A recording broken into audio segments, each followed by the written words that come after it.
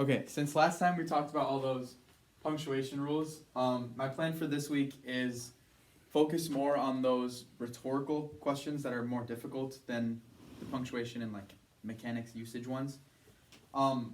There are other grammar rules and stuff other than just punctuation. Obviously, there might be some sentence structure and like that versus which and stuff like that. But because it's all written in the ACT 36 book, and I think that's part of your guys' homework curriculum, so then I won't use my like in-class time to talk about that. We'll probably spend more time practicing and talking about these rhetorical things that are more difficult to answer and not as straightforward.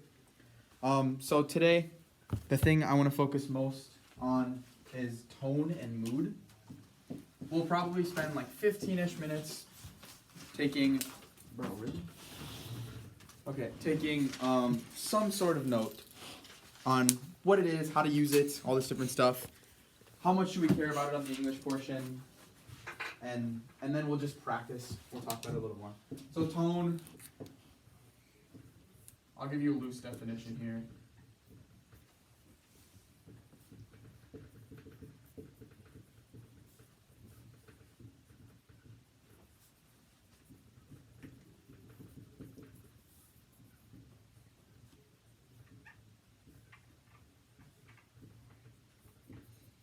All right, this is what your book defines tone as. And they have two different definitions for tone and mood, but I would rather not try to confuse you guys by giving you two sort of synonymous words.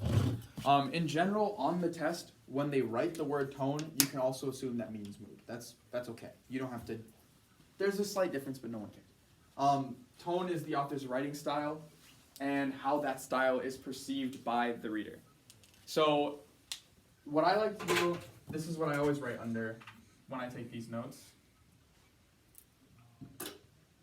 Think of it as the author's, oh, that was close.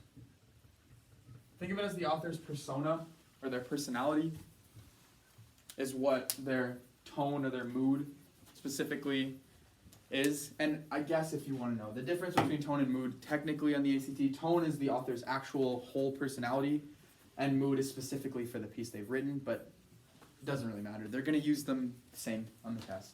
And where am I supposed to go from here? Okay.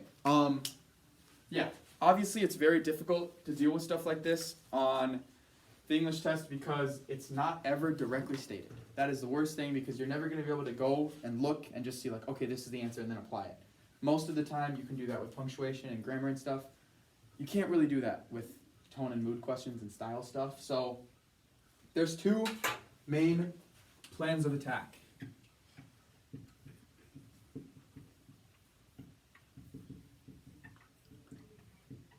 And what makes this tricky especially is because not every passage is going to have a tone question. So sometimes you might get annoyed because you'll pay attention to the tone and then you get through the whole passage and nothing's asked about it. But the issue is if you never pay attention to it, when that question does come up, you're either going to waste way too much time or just get the question wrong. And we don't want that. So this is something that should kind of stay in the back of your mind almost all the time when you're reading in English. And the first strategy really is... Is that supposed to be turn or like... Tune, sorry. I should write a little better.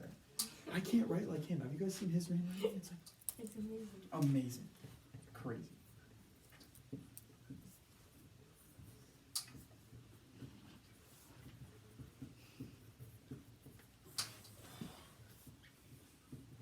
Alright, the first thing is, before I even talk about this fully, another thing that makes tone so tricky is that it's kind of I hate phrasing it like this, but it's kind of a vibes thing.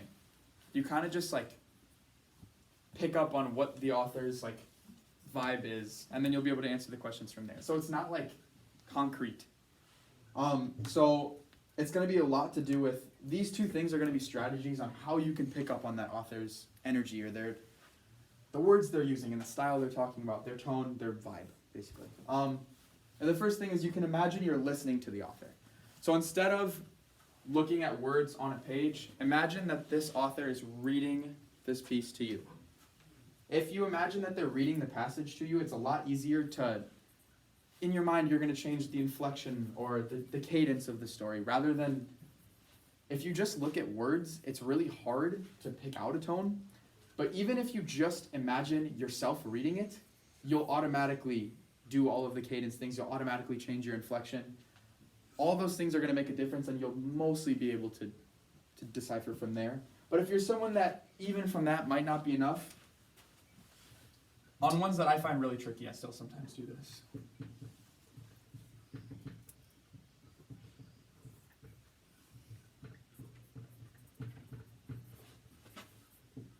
And now you're going to imagine, this is just a little bit more extreme than the other one. Now you're going to imagine you're watching the author. So the way I always used to see it in my mind, it was standing in front of a podium, and they were like giving a speech almost, like looking down and delivering. And from there you can see hand gestures, you can see facial expressions, you can see all these things that these words don't really give you.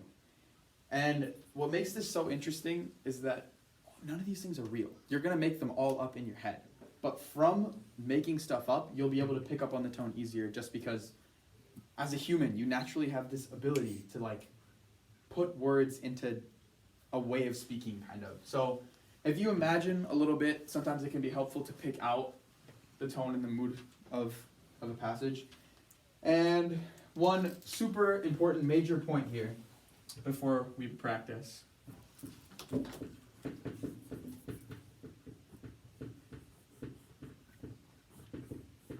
I think this is a good thing for kind of all test taking, not specifically in life.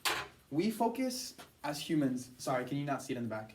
Are you good? Can you see it? Okay. A lot of the times in life, we as humans focus on naming stuff. We can't understand stuff without naming it, putting a word to it. Like a color, it's really hard to understand a color if you don't have a name for it. Or like an emotion, it's hard to feel a certain emotion if you don't have a name that says that it's happy or says that it's sad. Those are hard things as people. Here, since this idea is kind of simple in relation to like emotion's really complicated. Tone is not that complicated. Don't focus on trying to name the tone or the mood. Some kids will get bogged down in, they'll read it and they'll try to describe it back to themselves. They're like, oh, this is, and once you say a word, there's two things that could go wrong. First of all, you might spend 5 minutes trying to find a word because it's kind of hard to describe tone in like one specific word. And the other thing that could go wrong is you misname. You use a word that has the wrong connotation. Like, especially think of if you didn't know the word nostalgic and you read a piece that was intentionally supposed to be nostalgic. It would be hard to describe it as happy or sad. Like kind of it's a little bit of both. But if you had picked it up as happy, then when you go back to answer questions and you said the word happy, you named it happy, now all of a sudden it's difficult because you're going to think of the tone as happy rather than nostalgic, which it actually is a little bit of both. So you might risk overly simplifying something that's still maybe a little bit more complicated. So don't get bogged down in trying to name it and focus more on a general understanding of you have to understand it. That's all that matters. If you get it, you don't have to explain it to anyone else. You don't have to, it's not going to ask for specific wording. As long as you understand it and you can identify it, don't waste your time naming it. Does that much make sense? Okay, this is pretty much all of the notes I have planned. For the rest of the time, I mostly just want to spend practicing on how to apply this on the actual English test. But one last note before we go there. Not written note, I meant like verbal notes. But, dang, I just completely forgot where I was going. Okay, we'll get it back in a second. Oh, no, found it. Okay. Important thing, when you're going through the English section, the biggest difference between English and reading sections on the ACT is that you're not going to read everything on the English. On reading, you have to read every word and kind of get everything because all questions are going to relate to something you read. In English, you can almost get by just reading the underlined portions and only focusing on that. You can almost get by doing that. And obviously, we're not going to do that because we're going to miss questions that way, but you can get by doing that. So on the English section, I don't recommend you read every single sentence. And it's kind of ambiguous to what I'm telling you about tone because we still need to, this is important. We need to get the tone. But that doesn't mean you have to read every single sentence on the page. I would focus on main ideas and tone. And once you get that much, you don't have to read in super duper detail. You can normally skim around a little bit more. So in general, to pick up tone and to pick up main ideas, especially the first paragraph, no question, read all of it. The last paragraph, read all of it. In the middle, it's kind of a feel thing. Normally you'll be able to feel how hard you have to read. And that's why really we're going to practice together in class today. I'm going to give you a little bit more time than you would have on the actual test so that you can figure out your own way. And I'm sure a lot of you have probably already taken the test at least once before. So you have an idea of the pacing and the cadence of how fast you're supposed to go on this test. But I want you guys to try a little, maybe be a little different. Maybe try reading more, try reading more or try reading less to see if you can still pick up on this tone.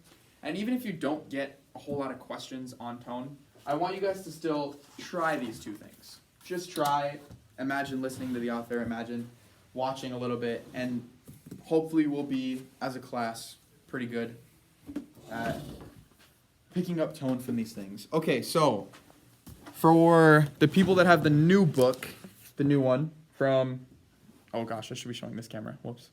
2022, 2023, it'll be on page 336. Sorry, I don't want to crowd you here. Are you good? Is this enough? Okay. And then for people with the old book, what page is it? 466. 466. Okay. And I don't have a pencil. Great. Okay. You guys know by now it's 9 minutes typically for a passage. We'll go passage by passage. Do you think you guys will need more than 9 minutes, or do you guys normally finish in 9 minutes? All right, come on, give me something here. Do you guys normally finish the test on time? Y'all taking the full test, right? Did you finish the English on time? Yeah. Okay, so 9 minutes, you guys are probably good. Probably good. We'll go with 9 for now. We'll see. Yeah, we'll go with 9 for now, but if we ended up needing more or less, right now it's not a big deal, but by test day we'll fix that.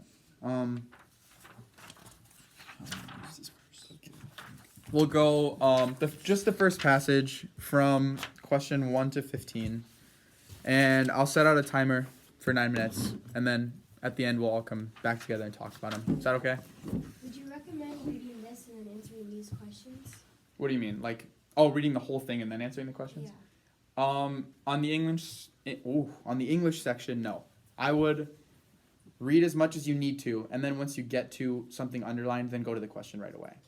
And then the one thing with that, be careful on some questions. We just had this happen in the other class where it was a question that was like, which one of these would best introduce this paragraph? And some kid answered it right away. I was like, you didn't even read the paragraph. How are you going to know it best introduces? So don't be afraid to skip stuff, especially on this section, because a lot of the times it might even ask a question about like the whole passage. So maybe finish doing everything and then maybe come back. So like, especially if it refers to something in the future that you haven't read yet, skip it. But in general, I would pretty much go in order. All right. Does anyone else have anything before we start? Okay. What page is it? Um, The old book? in the old book, 460s. 466. okay, someone else helped them. That's cool.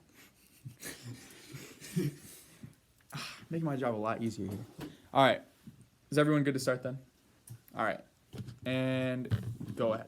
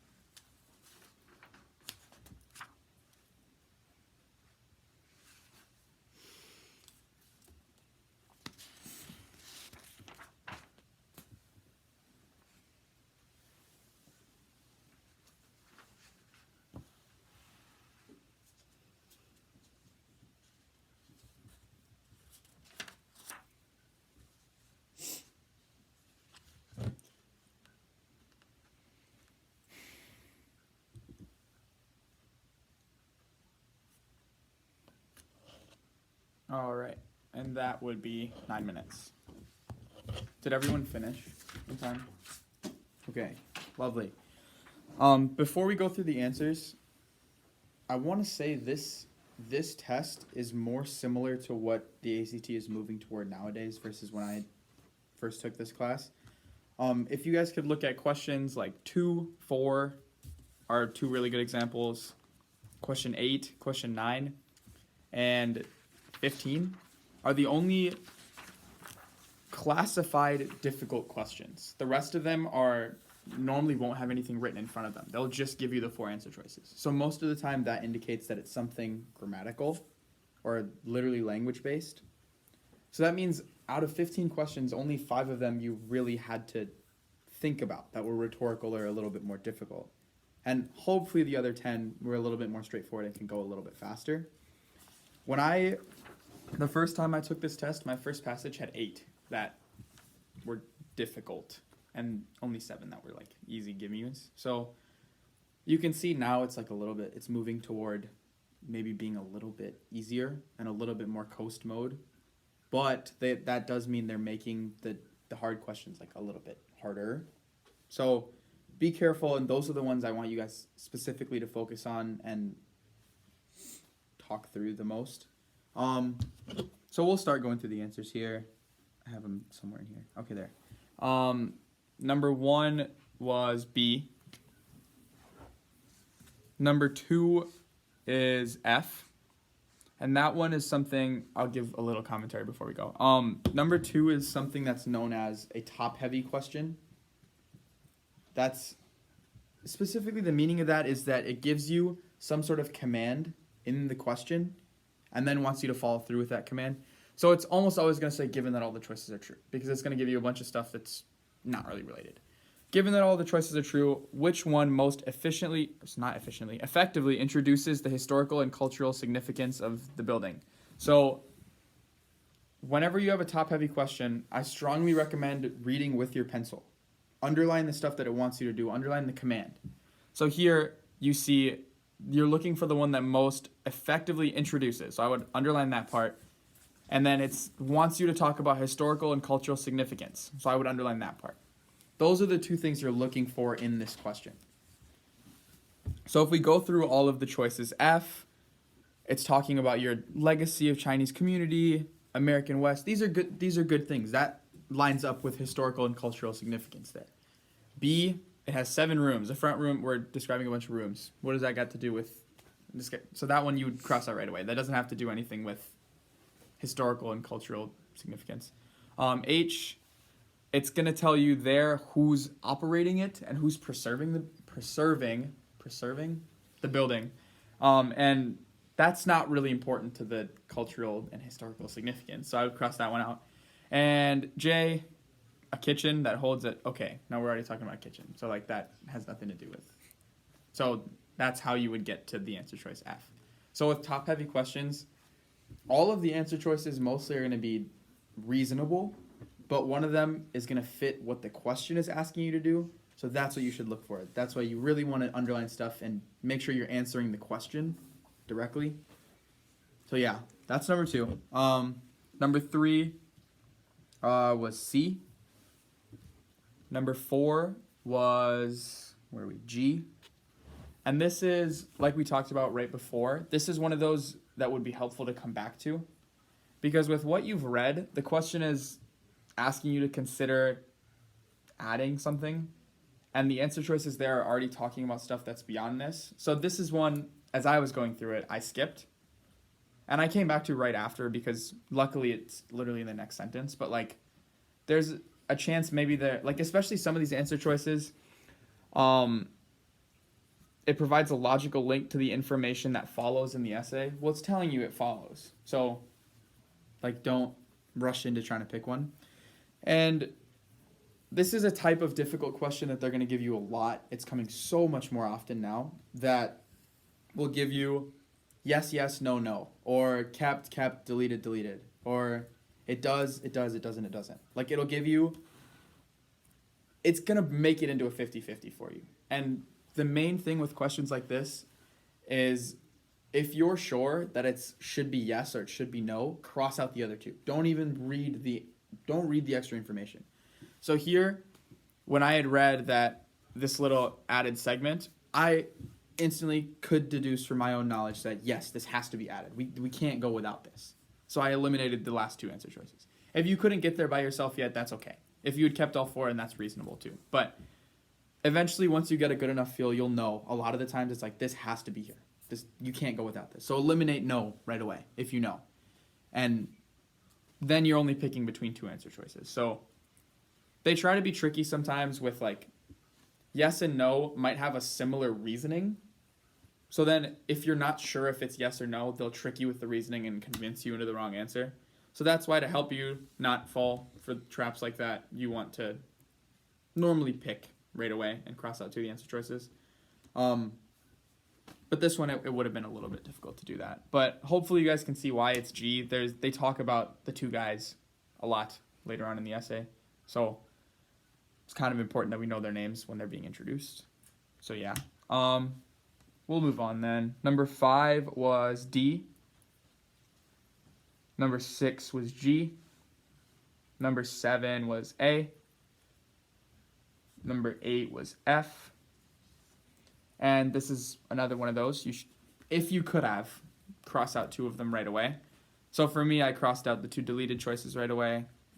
You kind of could feel that the sentence needed to stay there, but if that's okay if you didn't get that right away, because it's tricky. That's hard.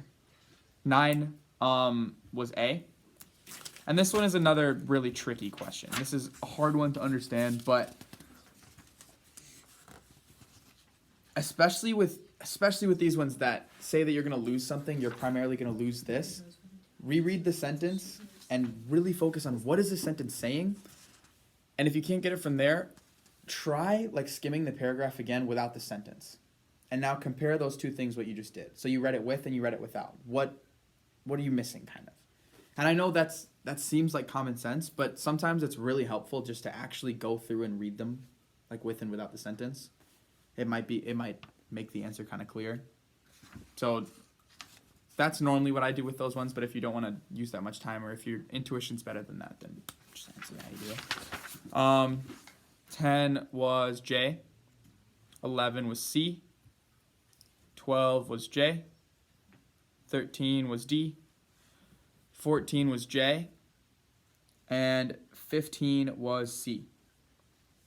15 is another example of like what we just talked about a little bit. And this one, I'm hoping you guys could have eliminated yes right away. Like, because especially question 15, a lot of the times this is a similar thing. It's going to happen very often. The last question of a thing will say, suppose the writer's goal had been to write blah, blah, blah, blah, blah. Did they accomplish this goal? Then from here, it's saying that the goal was to write a brief essay that outlined the steps the state of Oregon took to preserve the building and whatnot. And we didn't really, we mentioned it, but that wasn't the main focus. So I would eliminate yes right away on both of those and then pick the correct no answer there. Does anyone have any specific questions that I haven't talked about that you guys got wrong and can't figure out why? Even ones that you got right. If you're still like not 100% confident about it, we can talk. 5. Question 5. Okay. Men combine their skills, organize a group of investors, and okay. So, which one did you pick? C. C. The reason is if it was C, it would have remained. Does that make sense? Why? Because like if you. What I would do, Doesn't sound right. yeah, if you need to, like, especially with questions like this, we're talking about the men, right? The 2 men. Cross out everything in between that. So cross out, combine their skills, organize a group of vendors, blah, blah, blah. So if you just read it as the men remained in business together, that makes sense. It's easy to tell because they're right next to each other. So now if you read it as the men have remained, now you can see right away that that's not right. So sometimes it's easier to just eliminate stuff in between. That's like not necessary, and then you'll be able to tell. Is that helpful? Does that make sense? Okay. And then 1. Number 1. Okay, this is I was gonna bring up the same point here. So I would eliminate there's actually, remember we talked about that comma hug last week? There's a comma hug right here that's hugging a non-essential phrase. Try just crossing out that non-essential phrase. So it's located in the Eastern Oregon, get rid of all of that. So then if you read the sentence, the casual observer, whatever building, that is simply a small, or is, you can tell. Which one did you pick? I chose B. B? I think the comma after that. Wait. B was correct. Or I chose A. Okay. The comma after That is. was throwing me off. Yeah. That's, I don't know what to tell you exactly there, but I think in general, if you cross non-essential stuff out in between, your intuition is going to get a lot better. And I think if that wasn't there, I think you could have felt. But yeah, the comma is a little bit of a tricky one here. Yeah. So are they including the comma in that, like, the part that's underlined, I guess? Yeah. Okay, I didn't notice that at the beginning. Yeah. It can get tricky sometimes because if that comma isn't in the underlining, then choice B probably isn't Yeah, correct. that's why I was thrown off by. Yeah, a lot of the times, I can't believe they do this still, but the underline will literally go over the comma or it won't. I think that's kind of stupid because now you got to look like this tiny minute detail, but yeah, most of the time, it's going to include whatever punctuation comes with it. Sentence over the comma, it's makes completely more sense. replacing plus the comma. Yes, plus the Okay. comma. I hate that they do that. They should come up with a better system, but yeah, that is how it works as of now. You guys have anything else? Are we okay for the rest of them? Anybody online? You guys good? All right. I'm going to assume that means they're good. Let's go to the next passage then. And then, hold up. Actually,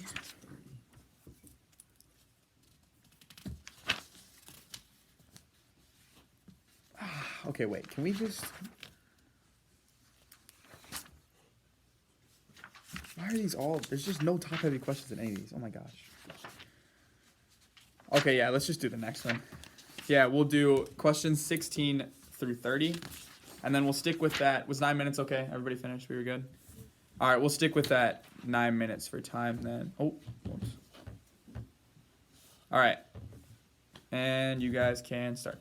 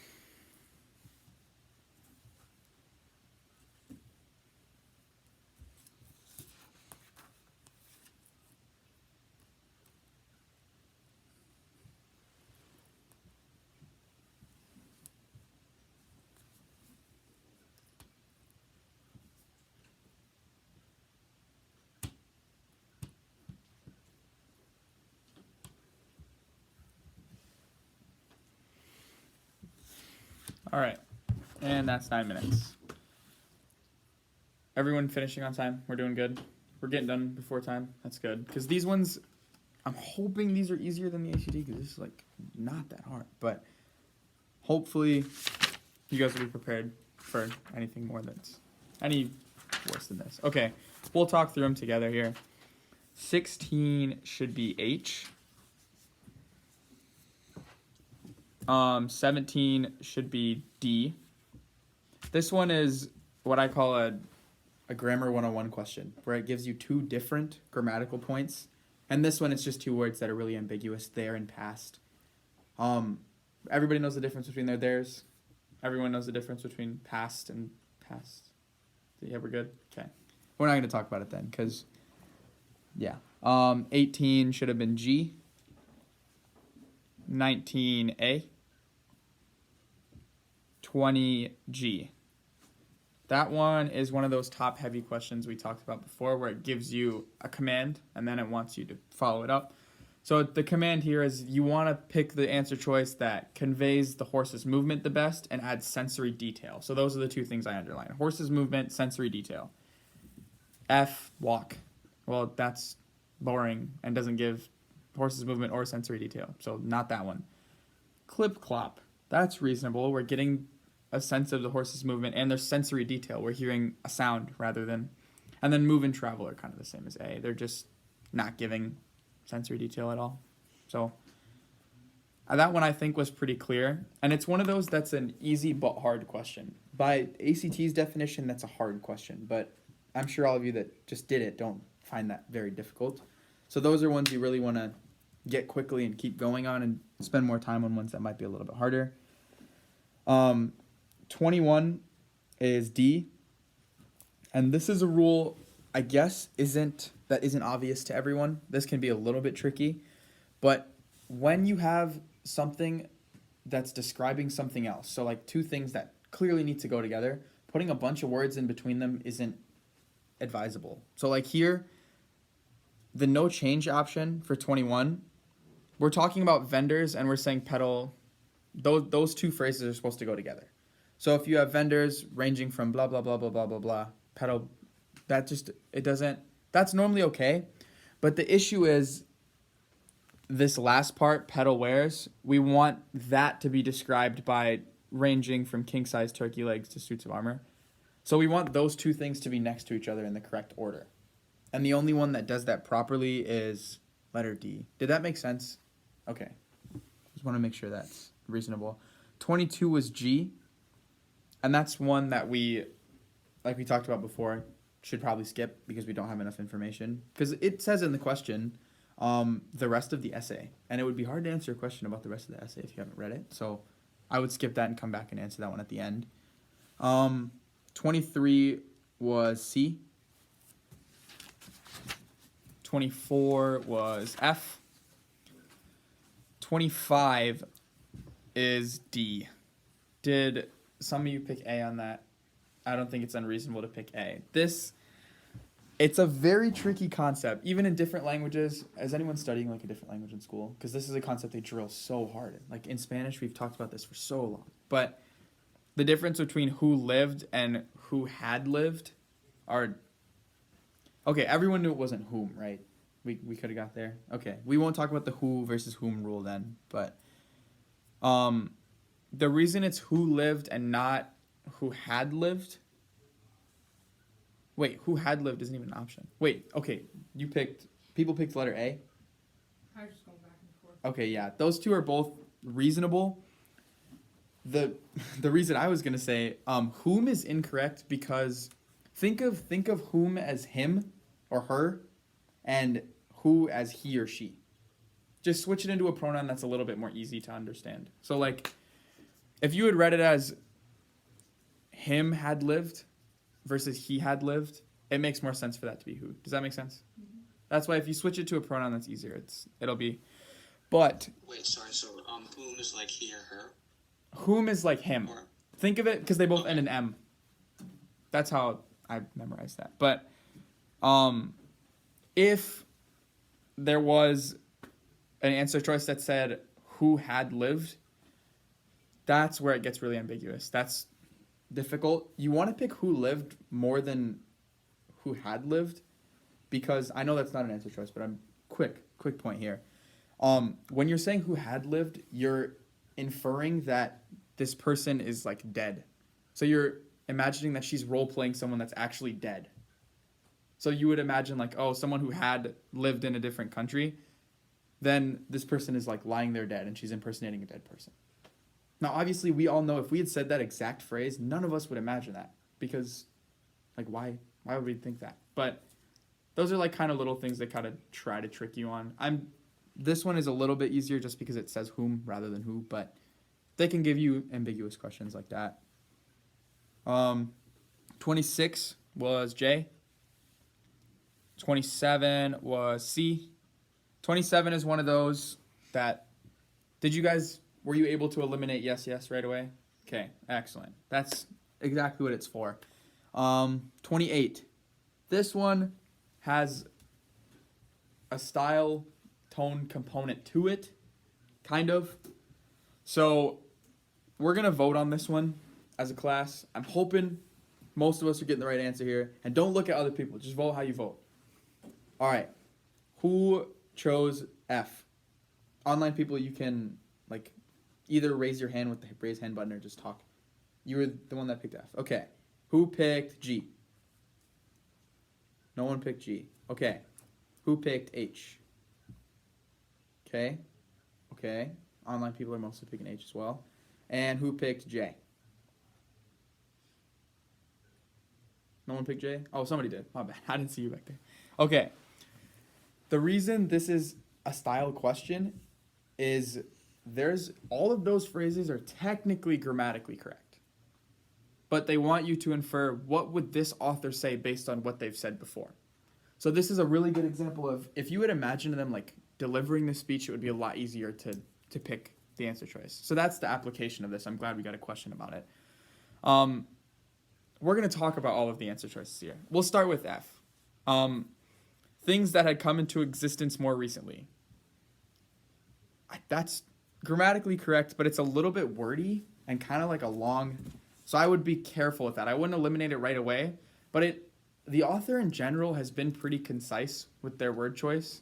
So I would definitely be surprised to see the author use a phrase like this. So I would mostly eliminate it, but I guess it's not impossible. G, any kind of object or type of item that was, okay, this is extremely wordy and kind of repetitive. And we talked about that rule, never repeat. This is a pretty good example of that. Oh, wait, we haven't talked about never repeat. Whoops. We'll come back to it.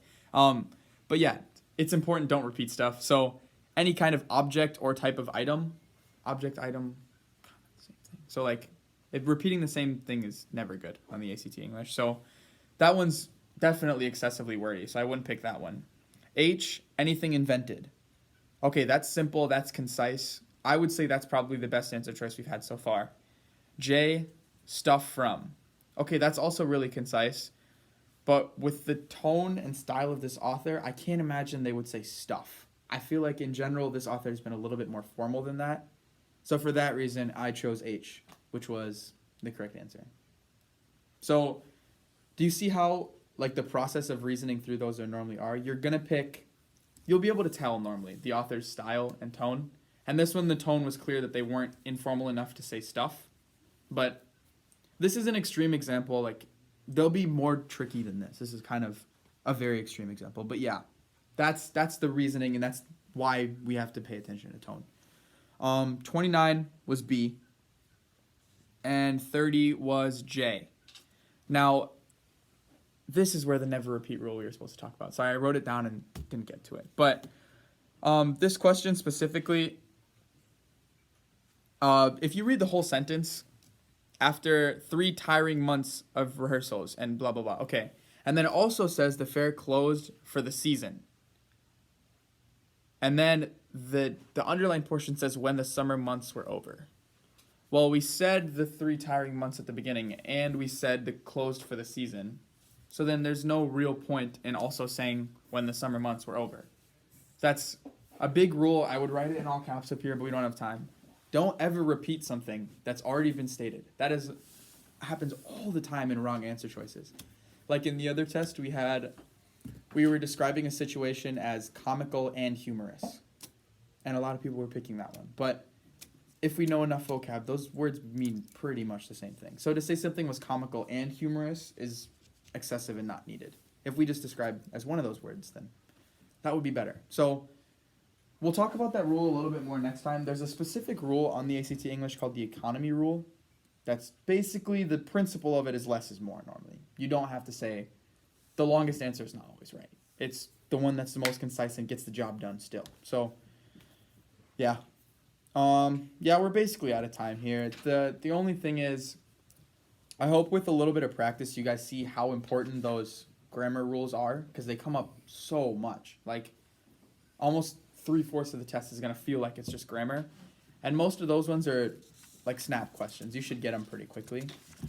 And then with me being here pretty much every time, we're gonna talk mostly about those top heavy and more difficult questions, because that's what's gonna get us to the top, really. That's what's going to separate the advanced class from the regular. So if you guys still need to, keep studying those grammar rules, but if you've got them, cool. And then